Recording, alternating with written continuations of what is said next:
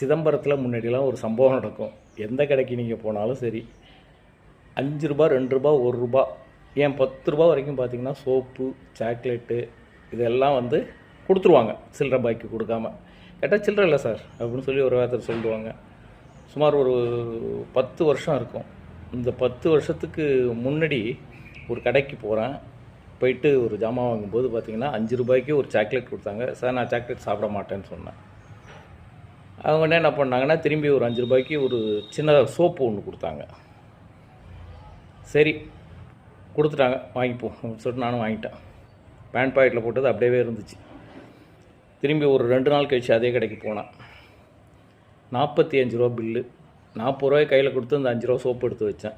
அவங்க என்ன சொன்னாங்க, என்ன சார் இது சோப்பு வைக்கிறீங்க? நீங்கள் கொடுத்தது தான் சார், 2 நாளைக்கு முன்னாடி நீங்கள் கொடுத்தீங்க, அதை நான் உங்களுக்கு திருப்பி தரேன் அப்படின்னு சொல்லி சொன்னேன். சில்லறை இல்லாத தான் சார் கொடுக்குறது. அதே தான் சார் எங்கிட்டையும் சில்லறை இல்லாததுக்கு தான் நான் தரேன் அப்படின்னா. இல்லை நீங்கள் ₹10 இருந்தால் கொடுங்க, ₹5 தரேன். இப்போ எப்படி சார் ₹10 இருந்தால் ₹5 வருது? ஏதாவது ஒரு வியாபாரம் பண்ணணும் அப்படிங்கிற நோக்கத்தில் நீங்கள் செய்கிறீங்கிறத நான் தெரிஞ்சுக்கிட்டேன். அதனால தான் நானும் இப்படி செஞ்சேன். சில்லறை இருந்தால் சில்லறை கொடுங்க, சில்லறையே உண்மை இல்லைன்னா நீங்கள் சில்லறை கொடுக்க வேணாம் அப்படின்னு சொல்லி சொன்னேன்.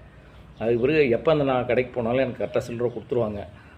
இதேமாரி நிறைய பேர் பண்ணியிருக்கீங்கன்னு நினைக்கிறேன். அதனால தான் இப்போ பார்த்தீங்கன்னா இப்போலாம் யாரும் அதிகமாக இந்தமாரி சாக்லேட் இதெல்லாம் கொடுக்கறதில்ல. கூடிய வரைக்கும் சில்லறை கொடுக்குறாங்க.